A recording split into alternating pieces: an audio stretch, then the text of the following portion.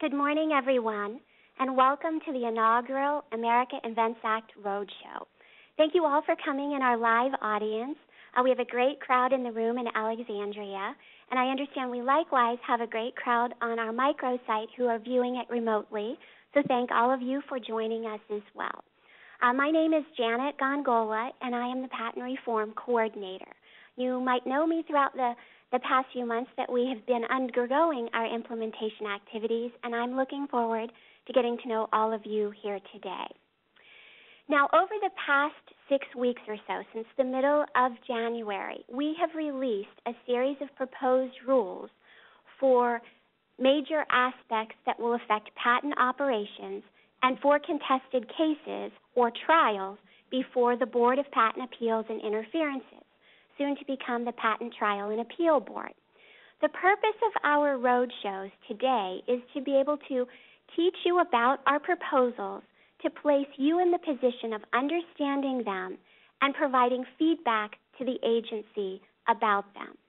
There are two philosophies underlying our implementation of the America Invents Act: collaboration with the public and transparency.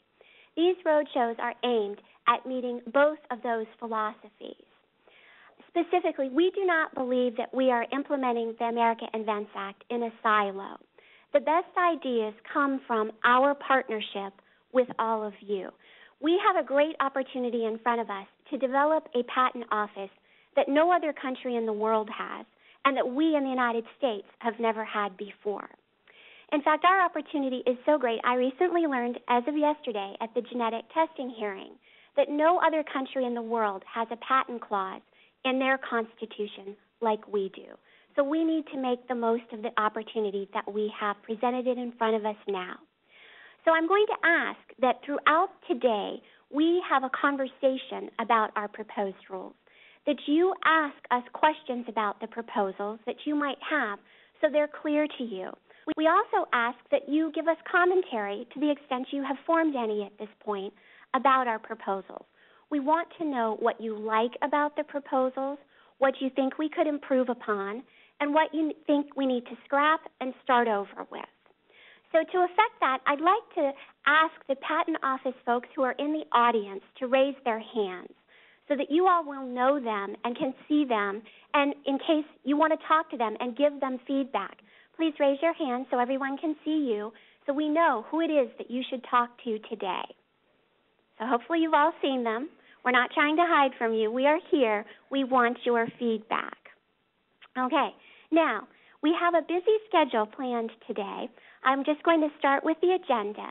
The way we've structured each session is the morning we're going to spend talking about the patent operations related proposed rules. And then in the afternoon, we'll turn to the contested cases proposed rules. During each session, we plan to spend half the time walking through slides for our education component. Then we're going to spend the second half interacting with all of you, answer your questions, hear your feedback. So that's kind of the way we want to organize things, and if you have commentary on that, please let us know. So to keep with our agenda, we have opening remarks from Deputy Director Teresa Stanek Ray. Now, Deputy Director Ray joined the agency a little more than a year ago, and she came with her a vision for a 21st century patent office. She has been working alongside with Director David Kapos since arrival to turn that vision into a reality. Now, she came equipped with an intense understanding of patent law. She's been a litigator and a prosecutor and a licensing attorney who handles licensing matters for more than 25 years. So she's taken all of that knowledge and harnessed it together to help us build our proposed rules. And in doing so, she's aiming to help us achieve a balance between the interests of the different sectors of our community, high-tech, biotech. She's also interested in helping us strike a balance between the needs of our applicant community and the needs of the Patent and Trademark Office. Now, I have spent many evenings and weekends working with Terry, and I can tell you she's a pleasure to work with. She readily rolls up her sleeves, digs in. In fact, when we were finalizing the prior user rights study, we were here together till 10 o'clock that evening, putting the finishing touches on the report that we submitted to Congress that evening. She likewise brings energy, dedication, and commitment to every project that she undertakes. I think many of you out there already know that, and I believe those of you who don't will learn that today. So with that, I give you Deputy Director Teresa Stanek-Ray. Thank you so much, and thank you, Janet, for that lovely introduction. We work hard here at the PTO. That's her underlying message, and we very much care about our user community, and we want your input. We want to develop the best, highest, gold standard 21st century patent system on the planet, and we can't do that without your thoughtfulness, creativity, and input. I am especially pleased that there are so many of you, both in this room and on the microsite today, that have a very keen interest in the implementation of the America Invents Act. And as Director Kappos likes to say, it's the most significant change in U.S. patent law since 1836. Now, we have cameras filming what we're doing right now. We have microphones in the center of the room, and we also, many of you in this room have smartphones. Now, all of the patented and trademark technologies that I just mentioned seek protection from this very agency, the U.S. Patent and Trademark Office. And all of these different devices constantly shape our daily lives. So we appreciate and we know how important our job is and how important all of these devices are to each and every one of you in very practical ways. No longer is IP or intellectual property simply a topic reserved for technical or specialized scientific and legal circles. IP now permeates all fields of interest, all layers of society, and all parts of our daily lives. And that's exactly why the America Invents Act is truly a historic moment for our nation. And I would like each one of you to think of that here in this room right now. This is really a turning moment and a historic moment in our country.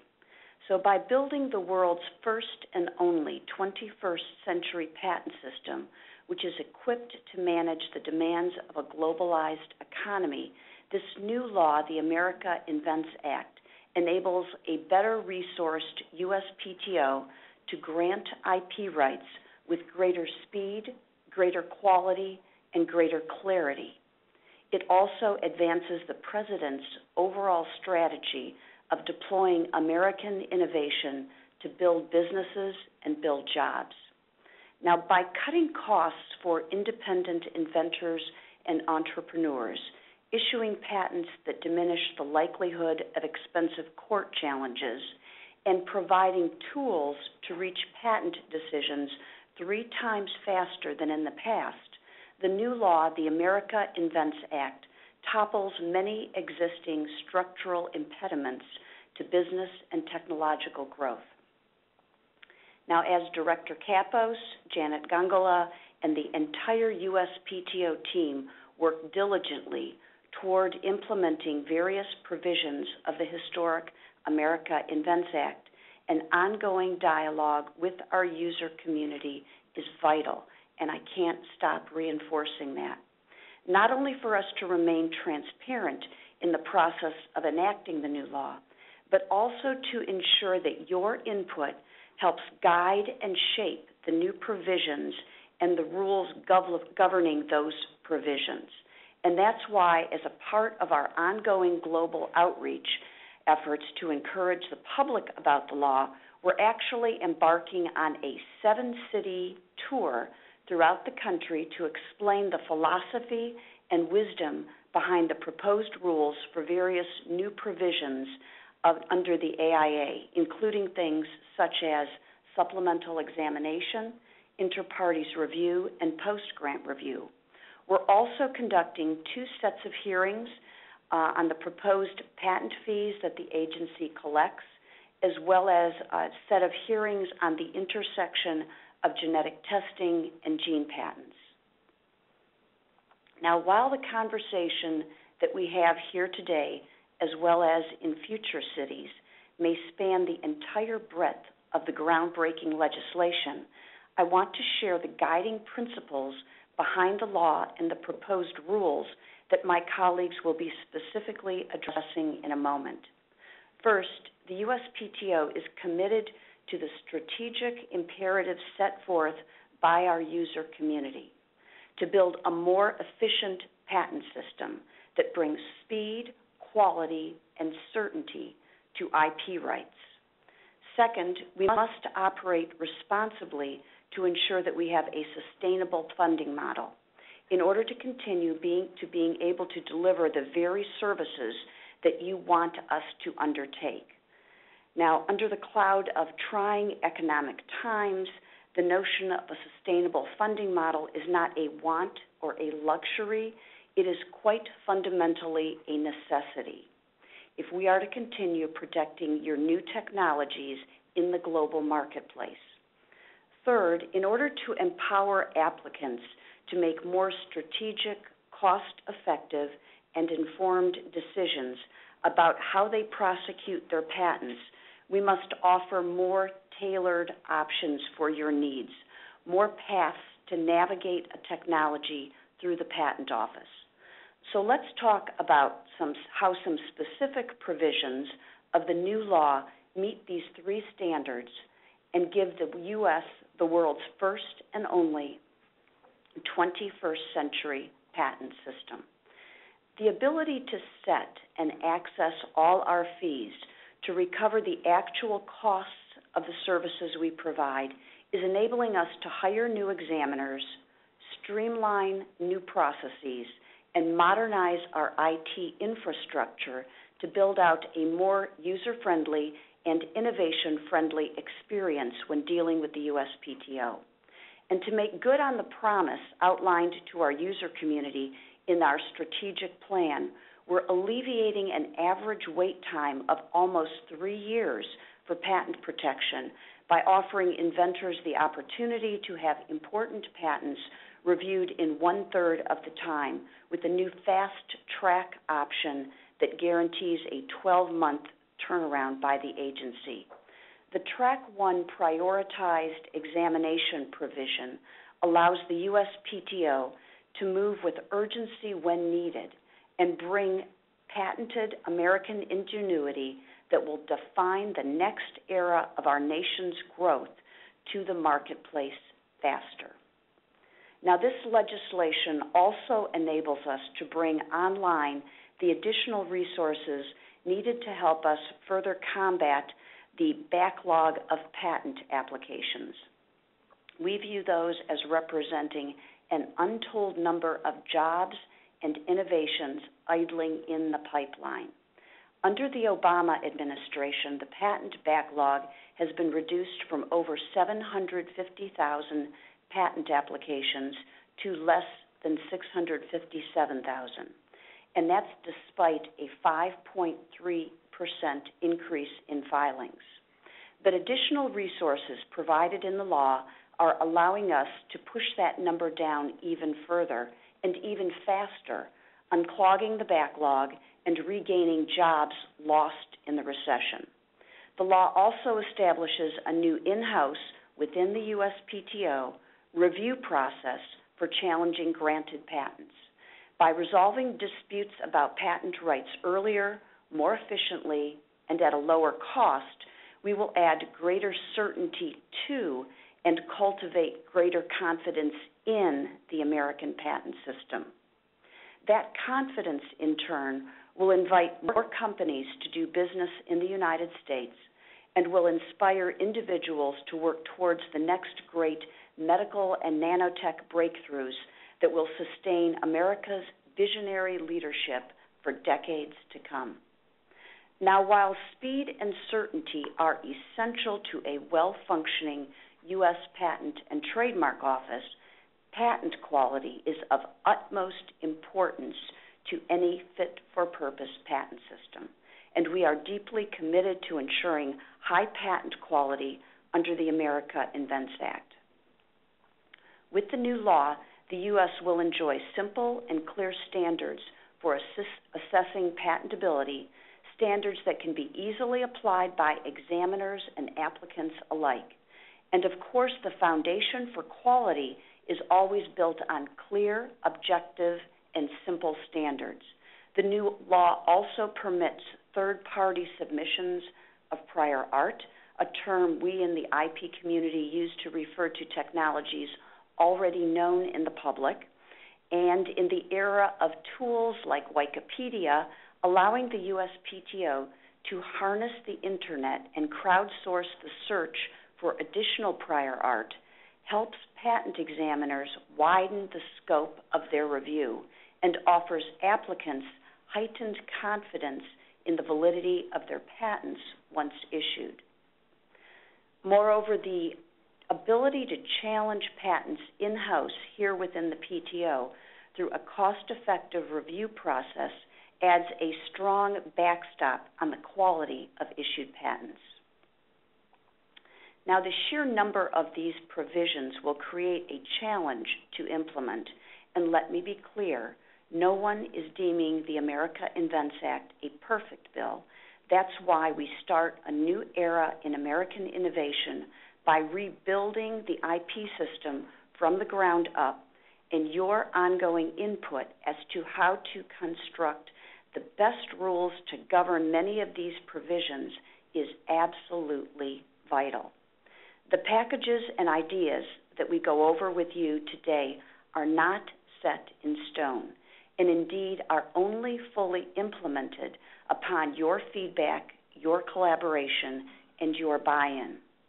And that's why it's my pleasure to kick off the first of our America Invents Act roadshows here at the USPTO's home with all of you. In its totality, the America Invents Act fosters a nimble and strong IP infrastructure for our country. It allows businesses to grow and technologies to flourish by leveraging inventive efforts with the fulcrum of a U.S. patent, the currency of innovation in the 21st century. It's designed to enhance the timely due process warranted to any applicant that accesses our system to grow their business.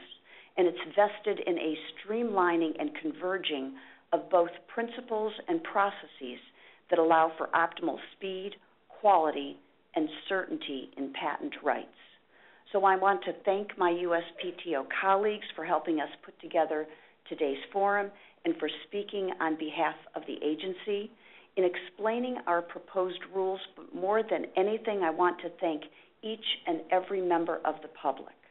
Your participation today is not only an honorable service to your nation and the American IP system, but it also puts you at the forefront of helping us to shape a patent architecture that's built to last.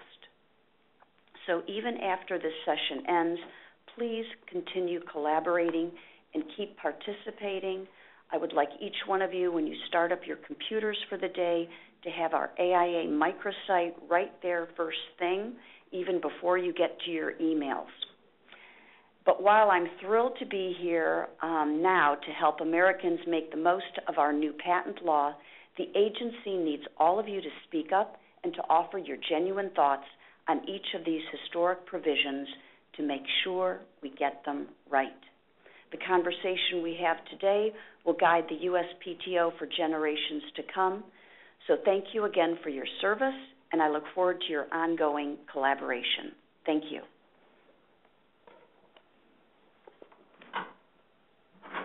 Thank you, Deputy Director Ray. So now what I'd like to do is give you an overview of the status of our implementation activities that we have undertaken in the last 7 months. We'll start at the highest level, and then as the afternoon continues, we're going to drill down into the details. So as we looked at the America Invents Act, we identified 3 categories of activity where we needed to do implementation. Obviously, the first one, we had to take new provisions of law and build rules for implementing them. The second category we needed to study areas of the intellectual property system that Congress may want to know more information about for the idea of possibly developing the law in the future. And then finally, we needed to create new programs to help our user community better navigate the Patent Office waters. So starting with provisions of law, there are 20 provisions in the America Invents Act that implicate Patent Office operations. Now, there are more provisions, but these are the 20 that affect the agency. Of those 20, we have implemented 7 of them to date. We have 9 where we released notices of proposed rulemaking in January. These are the provisions I spoke about earlier. And then we have 4 provisions that we are beginning development of as we speak. I'll talk a little about each. This slide lists for you the provisions that we have implemented to date. Vest mode, tax strategies being deemed part of the prior art. Most of these provisions went into effect on September 16th and a couple shortly thereafter, within 60 days. I'm going to single out prioritized exam to tell you a little bit about it. I call this fast-track examination. It's a way by which an applicant, if certain eligibility criteria are satisfied, can secure a quick examination of a patent application at the USPTO. The 3 criteria are that the patent applicant has to pay a fee of $4,800 reduced by 50% for a small entity. The application cannot contain more than 4 independent claims, 30 total claims, and no multiple dependent claims. If an application is too large, there's no possible way we can give a fast-track examination to it. That's the reason for the limit on the number of claims. And then lastly, if the applicant is filing a utility application, the applicant must do so in electronic form. Now, our fast-track exam is available for original patent applications and plant applications. It's available for continuing applications and recently expanded to include requests for continued examinations. It is not yet available for international application, design, reissues, and it's not available in reexamination proceedings. Now, once an application is admitted into the Fast Track program, and to date our statistics have been very good, 98.9% of all requests for prioritized examination have been granted. The office has a goal then of disposing of the case through a final rejection, notice of appeal, something along those lines, within 12 months. Now, this slide features for you the patent-related provisions for which we issued notices of proposed rulemaking in January. You can see there are 4 of them: inventor's oath and declaration, pre-issuance submission, citation of a patent owner's statement in a patent file, and supplemental examination. The second column of the slide provides for you the Federal Register notices where these proposed rules can be found for your consideration. And the third column of the slide tells you the date by which your comment needs to arrive at the agency for us to consider it. That is your written comment. You can give us your oral comments today. Now, this slide features for you the 4 board-related provisions for contested cases that issued on February 9th and 10th of this year. Again, the second column provides for you the identification of the notice in the Federal Register where the proposed rules are housed. And you'll see at the bottom there's 2 additional provisions here of notice that don't correlate to a specific provision. Well, what are those? Those provide for you the umbrella rules. What I like to think of is the rules of civil procedure for how all 4 of the contested case proceedings will operate. And then we also publish a trial practice guide to try to put even more meat or practical bones on how we plan to run our trials. And then again, the last column on the slide provides for you the date by which your comment on these proposals are due to the agency. Now, this is our 12-month implementation timeline under which we are using to implement these proposals, the 9 I just provided to you. I want to walk you through this timeline a little bit so that you can understand how the U.S. Patent Office makes its rules and where in our rulemaking process you can play a role. So we begin by collecting information about the proposals and coming up with, on our own, some ideas for how we might want to structure our rules. This time around, we opened our doors to allow you to give us feedback on how our proposals should be built. For the 9 provisions I just talked about, we received 171 comments as to how the proposals should be structured, and we took each and every one of those comments into consideration. So then we engage in a clearance process once we have our proposals prepared. Clearance means that we circulate our proposals internally through the agency. We also send them for intra-governmental clearance through the Department of Commerce and the Office of Management and Budget. And finally, we provide them to our Patent Public Advisory Committee and our Patent Office Professional Association, our union. All of those groups provide additional feedback to the agency that we build into the proposals. You will finally see the proposals when we issue our notices of proposed rulemaking in the Federal Register. That Federal Register publication triggers a 60-day public comment period for written comments. Once the comment period closes, we collect your feedback, we analyze it, we determine what adjustments we need to make to our rules. And nothing in our rules are fixed in stone at this point. Everything is negotiable. We will then come out with our final rules, and we do so sometime before the rules actually go into effect in order for you to have time to learn what the rules will entail so that you can abide by them. This process you'll see on subsequent slides, and I won't go through it again, but I'll tell you what additional features there'll be along the way. Now, fee-setting authority is a provision that is under development right now, but I want to lead in because you're going to be hearing about some PPAC fee-setting hearings. So I want to explain to you how the PPAC fee-setting hearings fit into the process. So on September 16th of 2011, the agency acquired the authority to set all patent and trademark service fees.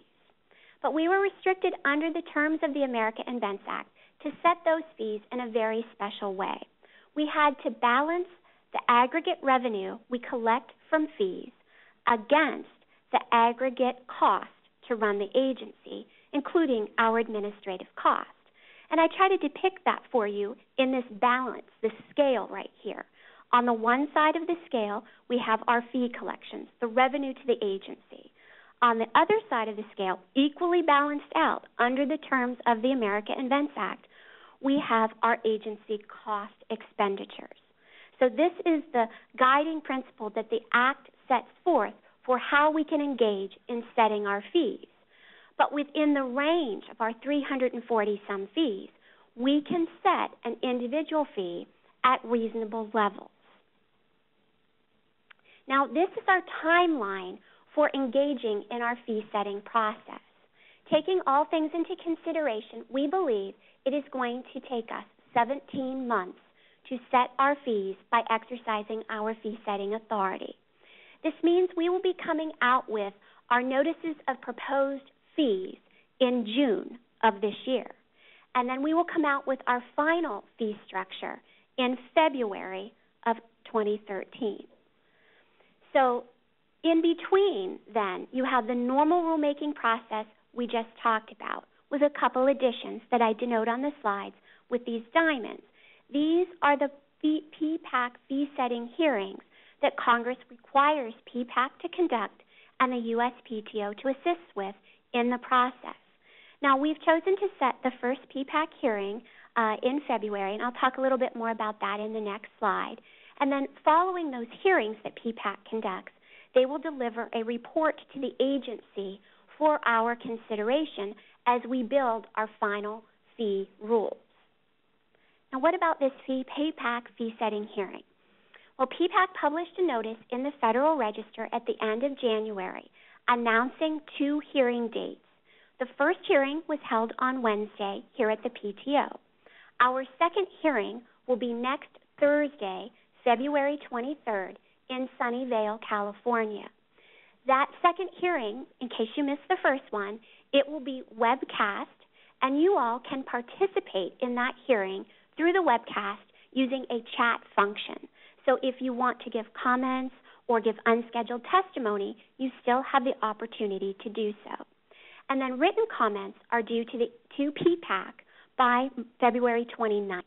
The reason for the timing is so PPAC can take the oral comments, the testimony at the hearing, the written comments, and build them in to the report they'll supply to the agency. Now, the PTO made our proposed fee structure available to the public through our microsite a few days ago. These are the documents where we discuss our proposed fee structure. And if you want the basics, I would suggest that you read the transmittal letter and the executive summary.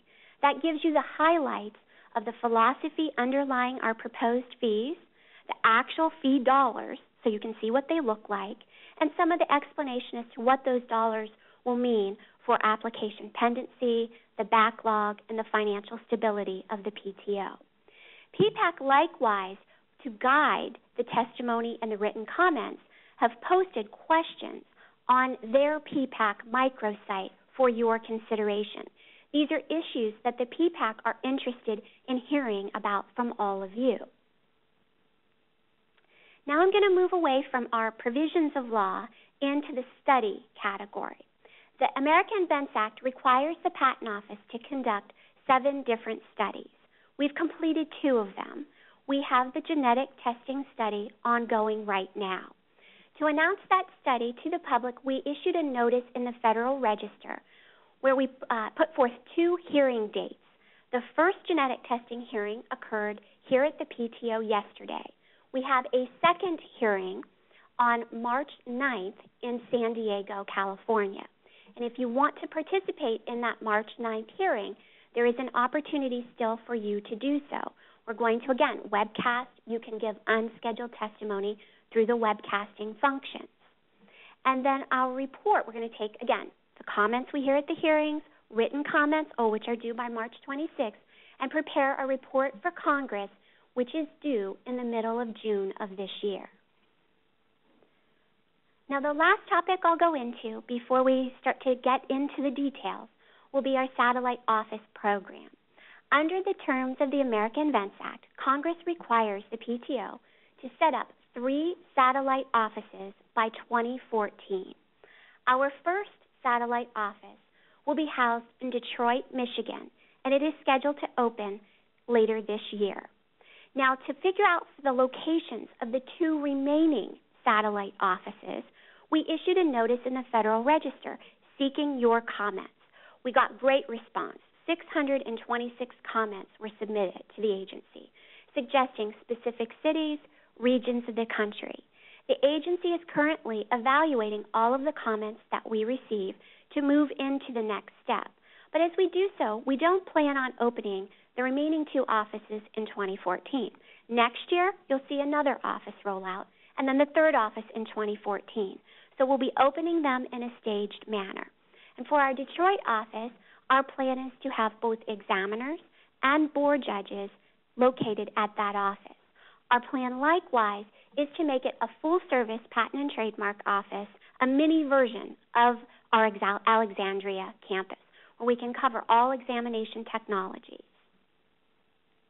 Now I'm going to turn the program over so we can dig down into the details of the 4 patent provisions I talked about. And to do that, I want to introduce Drew Hirschfeld and Bob Barr. Drew Hirschfeld is the Associate Commissioner for Patent Examination Policy. Drew is a long-time Patent Office employee. He began his career as an examiner. He advanced up to a supervisory patent examiner, then on to a Technology Center director. Most recently, before becoming the Associate Commissioner of Patent Examination Policy, Drew was the Chief of Staff to Director David Kapos. Bob Barr is a Senior Patent Counsel in the Associate Commissioner for Patent Examination Policy's office. Like Drew, Bob began his career as an examiner, and then he moved over into the policy area fairly quickly, serving as a legal counsel in the Office of Patent Legal Administration. Bob has been involved in every agency rulemaking on the patent front since 1984. So he is just as much a patent expert as he is an administrative law expert.